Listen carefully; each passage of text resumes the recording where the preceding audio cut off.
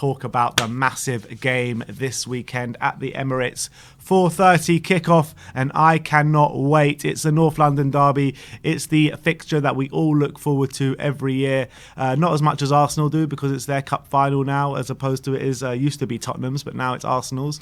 But let's have a look at how we're both shaping up this season. Tottenham 7th in the league so far, Arsenal 13th. Had complete polar opposite starts the first 3 games of the season, didn't we? Yeah. We lost... we won 3 games to 0. They lost and didn't score for 3 games. But since then, things have changed a little bit. Arsenal have come back with 2 wins. We've come back with 2 losses against Chelsea and Crystal Palace. How do you kind of assess Arsenal, how they've been since the international break with these two wins? Obviously, it's been better, but they had, like, playing Burnley and Norwich, 2 teams who I believe are in the relegation zone, right, at the moment, or very low down the table. So it's 2 perfect fixtures for them, and they only scraped by with 1-0 victories. I know against Norwich, they did dominate and had a lot of chances on goal, and probably could have been more than the 1-0. Against Burnley, I think, from what I saw, I didn't think they were particularly impressive at all. I think they got, obviously, the goal with a free kick, really good free kick from Odegaard. But other than that, Burnley will probably feel like they should have got a point out of that game, and a point would have been probably a fair result. So I wouldn't say they come into this game in sparkling form, but definitely with 3 wins on the trot, including the Carabao Cup, they're definitely building a bit of momentum and good feeling amongst the squad. I'm sure that they're going to come into this game thinking that they can definitely win this game, and that they're a bit in form. But I'm hoping that they a bit too confident. That's what I'm hoping for. I'm hoping they're too confident. I don't think there's any confidence within this Arsenal fan base at the moment. I really don't. I can't see it. I don't think there's much confidence, but with Partey back from injury, I think, and with 3 wins on the bounce without conceding a goal, despite the opposition, I reckon it could give them a false sense of maybe they're in better form than they think they are, in a weird sense, after obviously stopping the rot of 3 defeats in a row. And despite the fact that despite the fact that they had such a bad start to the season, I think with those results, there probably is a bit amongst the squad. I reckon there is a bit of a good feeling there, and they probably feel like they're in a probably in decent form. Like, going into this game, and they're probably looking at us thinking, 2 3-0 defeats on the bounce, drew against Rennes, could only beat Wolves on penalties. So they're probably thinking Spurs are in terrible form. We've got to take the game to them and try and win the game. And that's what I hope, because I think if the game is open, I think we can definitely take it to them. And I think we got the superior talent, the better squad. I think defensively we're much more aggressive and physical than they are, in my opinion. Despite that, I think, in a weird way, with Tomiyasu and Tierney, they might have better players on the flanks. I do think we have better centre-backs than they do, in my opinion. So it's going to be an interesting battle, but it's all about if Ndombele starts. It's all about, last season he got bullied by Partey in the centre, and it's all about Ndombele showing what he can do in this one. Because last season he didn't get on the ball at all, wasn't able to do any kind of moments of magic in the centre, and Partey was just able to get stuck in and bully him. And we have to make sure that doesn't happen again in this one. Yeah, definitely. And what is it about the Emirates? Because when you bring up the form, the last 5 games, you can take it a lot further than this. But let's bring up the form of the last 5 games. We've at the Emirates, we just never show up. Why? What is it about Spurs and Arsenal at the Emirates? Because we've had a better team than them for a few years now. What is it about us going to the Emirates, why we never show up? Because when you look at our home form, their home form, in terms of when we play each other, it usually is the home side that usually comes on top. Otherwise, it's a draw. What is it about Tottenham being at home and Arsenal being at home that makes each team kind of more likely to come on top? Obviously, you got the fans in the stadium and stuff like that, and the fans winning them on. But even when there was no fans in the stadium, we came out on top when we were at home. So, what is it about this fixture that the home team always comes out on top pretty much? I just think whenever you're at home, it's just that added bit of motivation to not get beat. You don't want to get beat by your biggest rivals in your own ground. And I think, especially in the case for Arsenal, they definitely seem to up their game when Spurs comes to town. That's 100% true. I think we've seen that for a number of years. It's like the old West Ham thing, isn't it? I remember that year under Unai Emery when they were nothing special, and then they came up against us. They beat us 4-2, and then they went on like a bad run again, like because they got overexcited. Like it just seems to be such an like I think before when Arsenal. Obviously, we also had a long run before when we weren't very good at the Emirates. But I think before Arsenal, you used to see this game as like obviously they want to win it, and it was important, but like it was a bit more like playing your younger brother, like your annoying younger brother at like football in the garden or something. You know Yes, what I mean? I know that a lot. Don't worry, I know that well. Like- I know that well too often. They're like I'm sure you want to win, but like it's so easy. They don't even care that much about it. They just like easily turn up and like win the game. But now it's like a different kettle of fish for them. Now it's literally their biggest game of the season because of how badly things have gone for them over the last decade or so. And it's now become such a big game where it's definitely on a level playing field from where Spurs saw this fixture 10 years ago for them. And Spurs, if you remember, always used to up their game when Arsenal came to town. Back in the day, and we used to we didn't used to win many games, but remember when Arsenal were invincibles and where they used to be title challengers, they used to come to Tottenham. It was a draw more often than not. Yeah, exactly. More often than not, they wouldn't win. They would get a draw, and Tottenham would be bottom half side, very mediocre.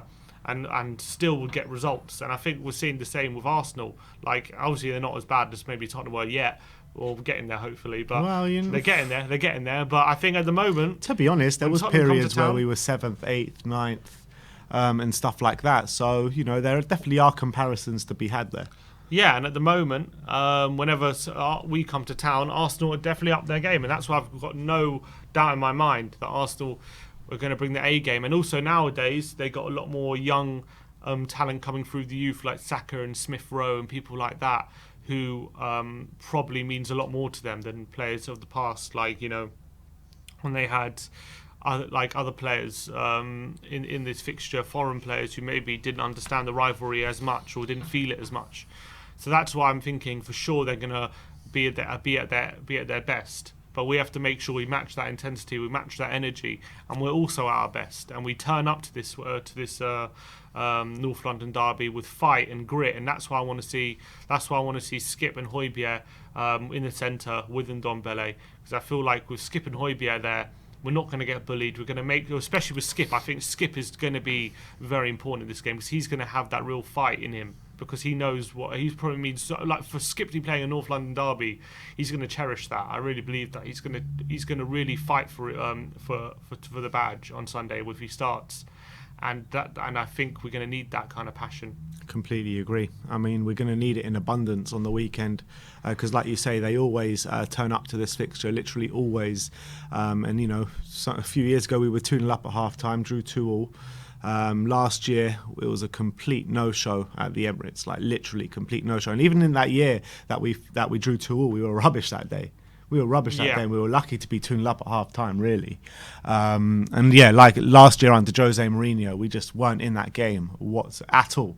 Literally, it was the most poorest game. But assessing Arsenal right now, I mean, a lot of fans, a lot of pundits, everyone likes to clown on them a lot, and I'm loving every second of it. I'm not going to lie, but is the squad as bad as people say it is? I think when you look at their squad, I think it all depends. It all depends for Arsenal about their big players. If Aubameyang has as bad a year as he did last year, and if Pepe sees no signs of improvement, and if Partey is going to stay on the injury table more often than not. He's looked all right the last couple of games. He has. I think Partey's decent when he plays, but he just doesn't play that much. Yeah. It all depends on their big players.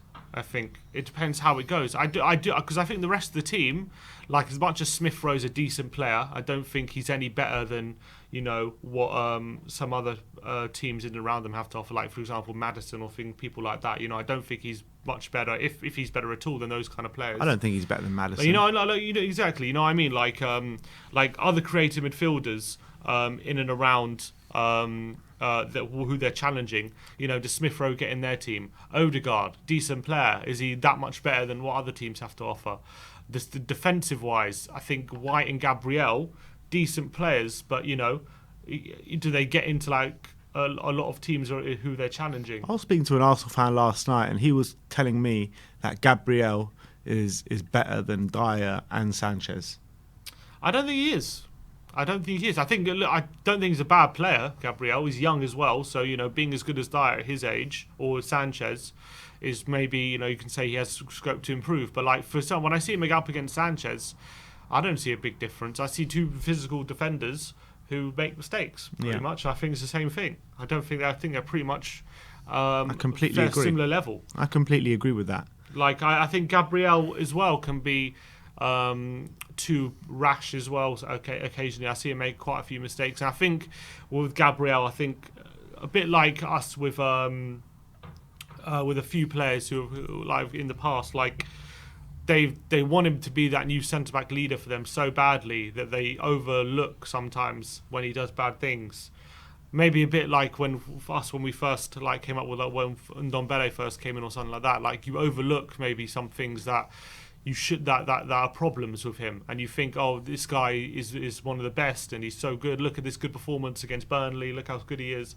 But then he does a lot of mistakes, which you just put it down to him being young and all these things. When actually maybe he's actually not as good as you think just yet. That's just the reality. Yeah. Ben White, good player, played well for Brighton. I just question as a partnership, White and Gabriel, whether they've got the leadership experience and physicality to compete with the top six and to really drive Arsenal, stop them from conceding goals and making mistakes and stuff like that. I doubt it.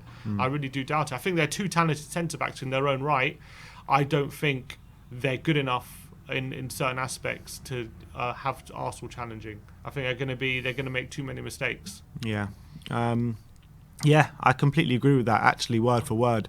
And I couldn't put it better myself. But in terms of Ben White, like, yes, he's had a great year at Brighton, great year before that at Leeds in the Championship. But to come into a club like Arsenal, surely he needs like an experienced head next to him. If Arsenal played a back three and he had Ben White, Gabriel, maybe a proper leader, or even if David Luiz was still there, potentially even David Luiz, like I think he would be a lot better signing. But when you're signing him to play a back four, which he's not that used to, and he played for Brighton last season, who finished obviously a good team. They finished in the bottom half of the table. Like, I don't think he has that. I don't know whether he has it or not, but we haven't yet seen him be like a proper leader. He's always had Lewis Dunk next to him, who is also a proper leader in that centre of defence for Brighton. Like, we haven't seen Ben White be that imposing leader who can like organise the defence and be the main man. We've just seen him like being part of a solid defensive unit with Brighton and be a good cog for them.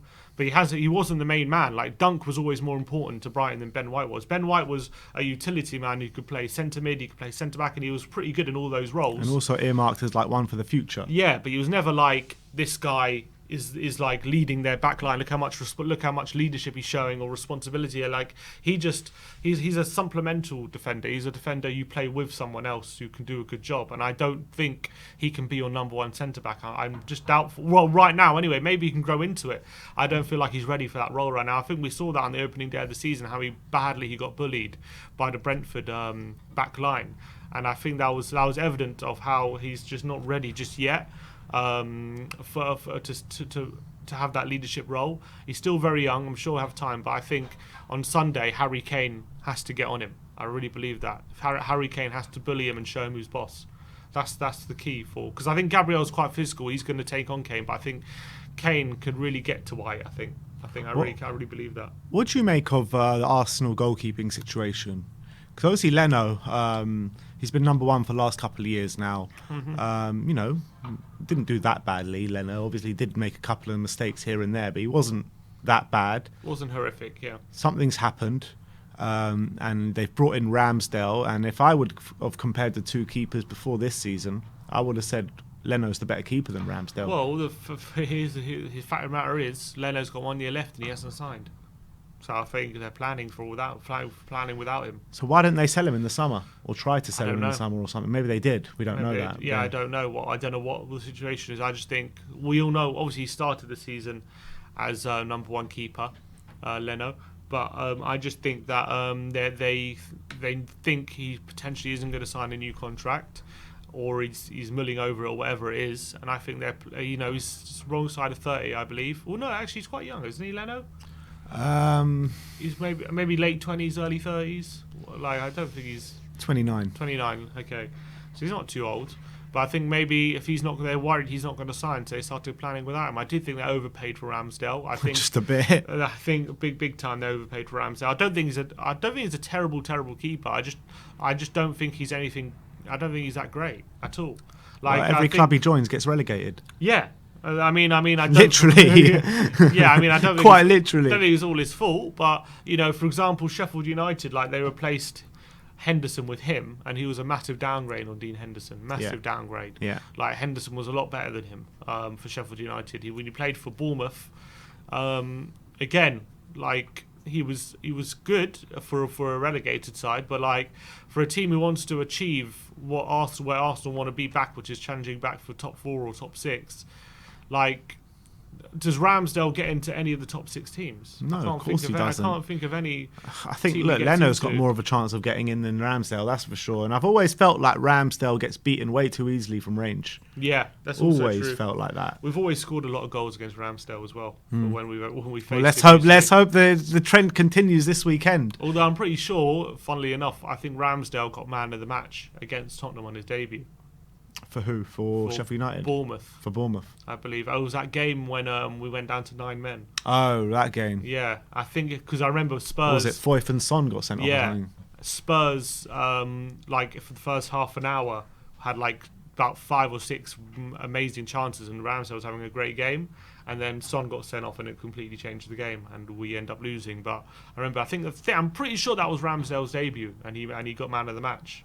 It was late in the season, though. Yeah, it was like one of the last games of the season. Yeah, of that season. Was Artur Boruc their number 1 at the time? Who was their number 1? Not sure, potentially. But look, when you're kind of assessing the two starting 11s, Arsenal and Spurs, we've both had similar starts to the season now, pretty much 3 points in it to split us. Yeah. How many of these Arsenal players get in to the Spurs team? All right, so looking at it, I think Lloris gets there ahead of Ramsdale, obviously. Looking at the back 4, I put Tierney in there. I think Tierney's a better left back than Reguilon. I think Tierney Ryan is a better left back than Reguilon. Reguilon's got a couple years on him in terms of age. I do think that Reguilon actually might in terms of like pace and defensively could be better than Tierney. But Tierney, when he goes forward, he's got a serious ability with those crosses. So I think it's a tight one. I think it's a tight one, but at the moment Tierney probably goes in there. I think Romero gets in there. And I think Romero, and I don't know, do I put Gabriel in there? I'm not 100% sure. Well, you were saying to me before you prefer Sanchez and Dyer to Gabriel anyway. I would say they're similar level. I didn't say. Oh right, okay. Because you said that your friend thought Gabriel was better. I don't think he's better, but I think they're similar level. I think he's definitely not much better than Sanchez or Dyer. I probably would go with one of Sanchez or Dyer over him. To be fair, I think with their experience, I think at the moment they're probably just a bit better than Gabriel. Right back is hard to judge because we got 2 new guys. Emerson, Tomiyasu, you could argue, shown more than Emerson right now, but it's only been 2 games. So it's hard. And it's against Norwich and Burnley as well. Yeah, it's hard to say. Emerson had to play against Chelsea and Palace, 2 much more difficult games. So I don't know. You probably. It's impossible to say. It is impossible to say. It's impossible to say. You'd have to be judging it on what they showed for their previous clubs, and obviously Emerson played well for Betis. Tomiyasu played well for Bologna. I mean, I don't know. I don't know who I'd put in the right back. Centre mids. So you're putting Partey up against Skip. Yeah, Partey gets in there, I think. Maybe not for what he's shown for Arsenal, but I think Partey just gets in there because of the player he is. And then in terms of Højbjerg gets in there on the right-hand side ahead of Smith Rowe. And then I think Ndombele over Odegaard, in my opinion. Yeah. As much as I think Odegaard's a decent player, I think Ndombele can do things Odegaard could only dream of doing. Left-hand side... Son. Yeah, I think the front 3 is Son, Kane and Saka, probably. Yeah, I'd agree with that. Yeah. So you're saying 3 Arsenal players, potentially 4, depending how the right-back situation goes. Yeah. Saka, Partey and Tierney. And that's it. That's what I'd say. Yeah. I completely agree with that, and I think that's exactly what we went for last year as well in the predicted 11. Is it? Combined Is that 11. the same thing? That's exactly what I went when I did my combined 11 with Adam last year. Actually, I had Bale in there ahead of Saka, but Partey and Tierney were in there. Yeah. And that was it, I think. Yeah, I don't think because they're putting a lot of pressure. Even with Saka, I think he's a good player.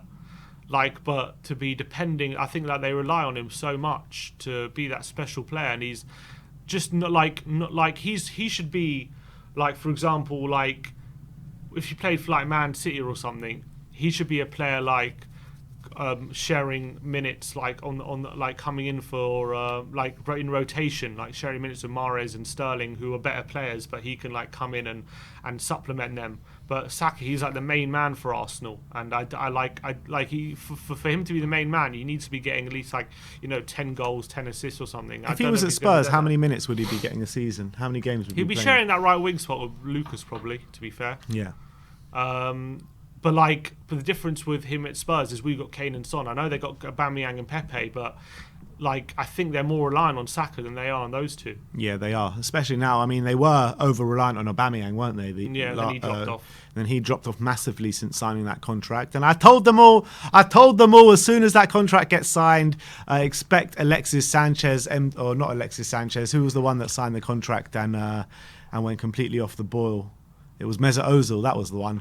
Mesut Ozil. Expect Mesut Ozil 2.0, and that's exactly what's happened with Aubameyang. I mean, is that what you put it down to? Is it the contract situation? I think it's the contract situation and the fact that he signed the contract, and then ever since he signed the contract, not only has he gone downhill, but Arsenal have gone backwards.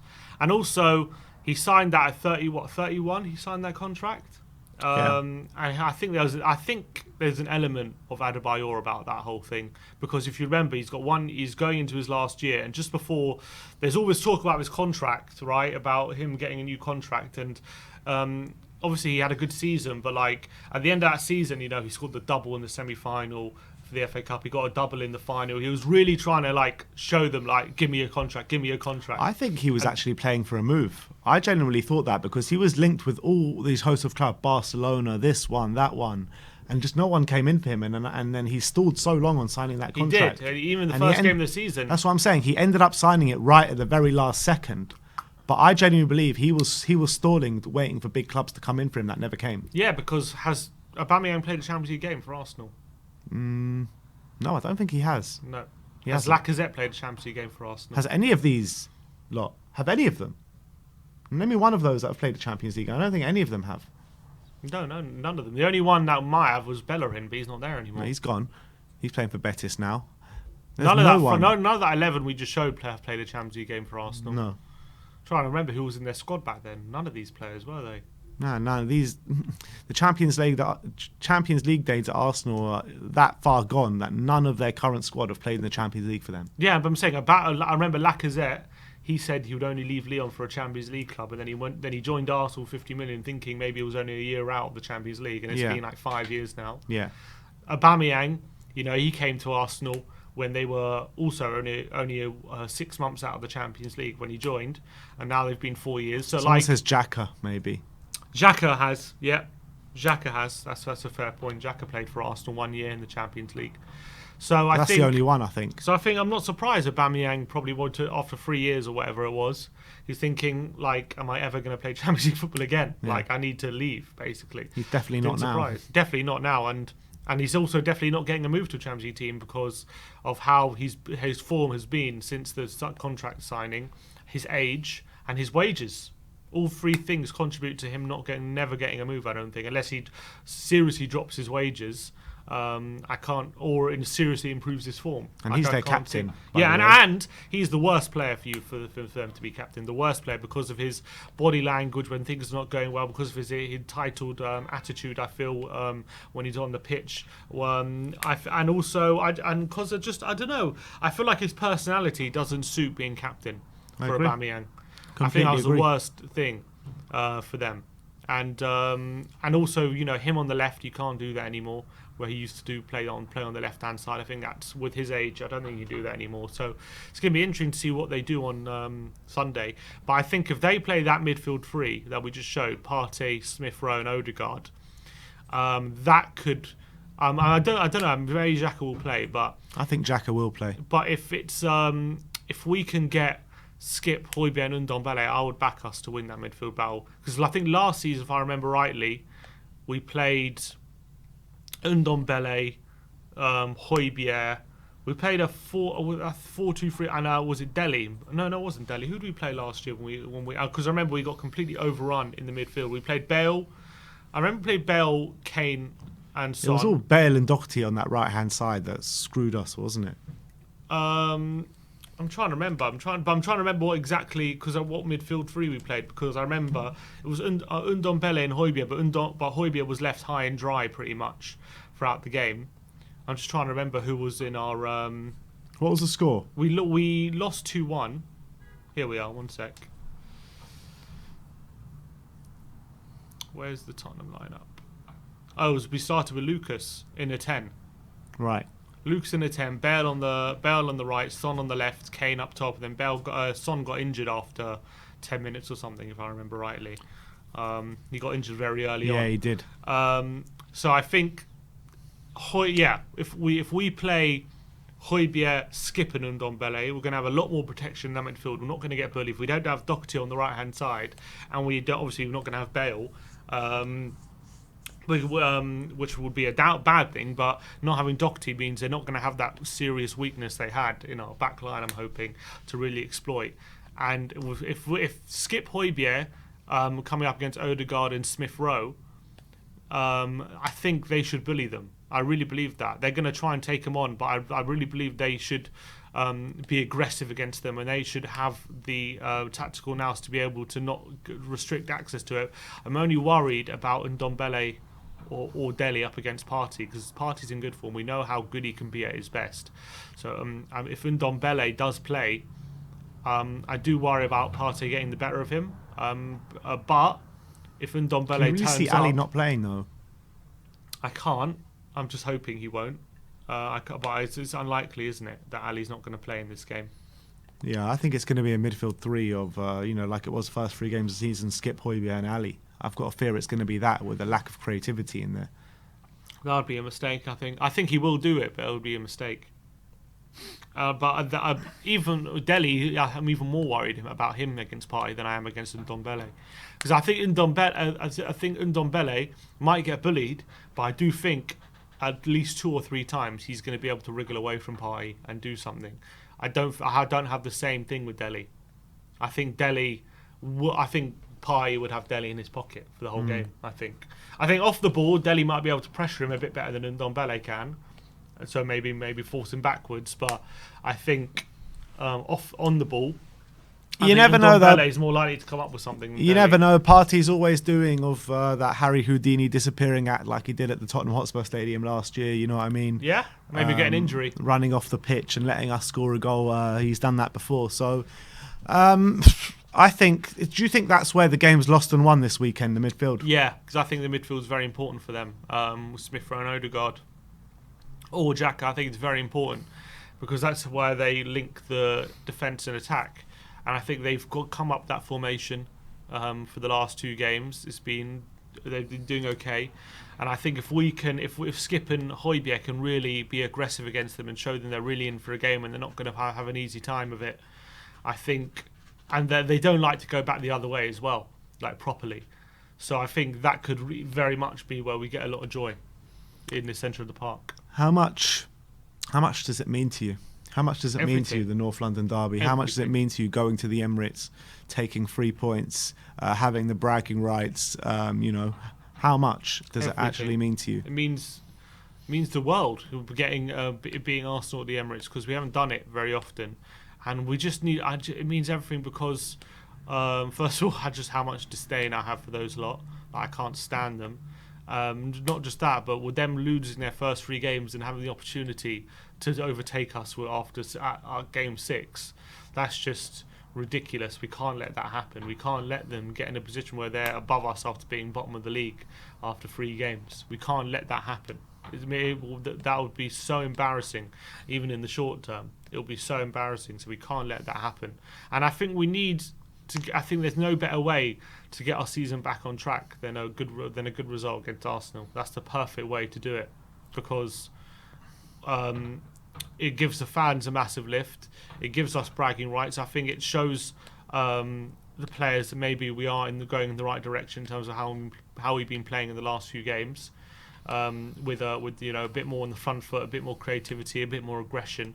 So we need to get a positive result on Sunday. We have to do it, and we just have to show them that this temporary 1-0 wins doesn't mean anything when they come up against a proper team. We have to show them that. We have to show them that. Most definitely. I don't want to give them any encouragement that they're on the right path. We need to go there. We need to be at 100%. We need to go at full pelt. We need to be aggressive. We need to give them no second to rest. And if we do that, if we put them under unbearable pressure in the first opening 10, 20 minutes, we have the opportunity to really take this game to them and really bully them, like you say, in the middle of the park. And if we can do that, I really think that I can't see anything but a Tottenham win in this game. If we do that. If we take the lead, I think with the way Arsenal are going at the moment, their mentality will crumble. But if they take the lead, with the mentality, that's a worry, because if they take the lead with the mentality we're on, can we get back in this game? That's the worry, and that's what Nuno's worried about, isn't it? That he's been saying before,